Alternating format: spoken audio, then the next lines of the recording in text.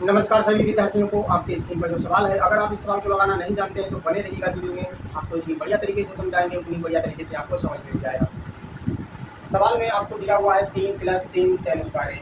अगर इसमें 3 कॉमन लेते हैं तो यहाँ पर जो प्राप्त होगा वो प्राप्त होगा 1 + tan स्क्वायर cot स्क्वायर के यहाँ पर आपको दिया हुआ है। बटे में 1 + cot स्क्वायर है, इसके बराबर होता है cos स्क्वायर है, क्योंकि एक सूत्र होता है। तो इसकी जगह हम लिख सकते हैं cos स्क्वायर है, और यहाँ पर आपको सेक गुणा में दिया हुआ है तो हम गुणा में लिख देते हैं सेक 3।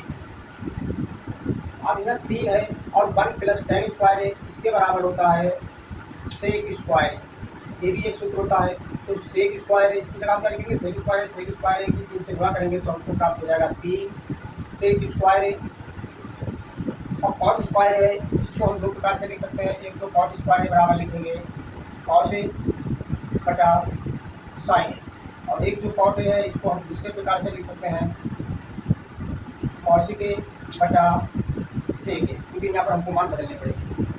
तो इसको हम लिख सकते हैं गुणा में है तो लिख सकते हैं कॉसिक ए बटा, क्योंकि बटे में है तो हम क्या लिख सकते हैं इसे सेक ए। सवाल में यहाँ पर आपको दिया हुआ है कॉसिक स्क्वायर है गुणा सेक ए, ये भी गुणा में है। अब देखो ऊपर नीचे जो कटेगा वो काट देंगे। सेक ए की गुणा करेंगे तो सेक स्क्वायर प्राप्त हो जाएगा, इससे जो सेक स्क्वायर है इसे काट देंगे।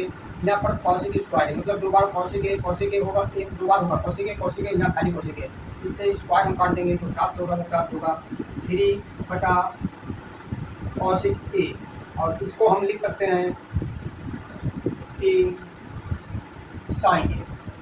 यही आपका उत्तर हो जाएगा, जो आपका ऑप्शन है सी। आशा करते हैं दोस्तों आपको बढ़िया तरीके से समझ में आया होगा। अब आपसे मिलते हैं अगले वीडियो में अगले सवाल के साथ।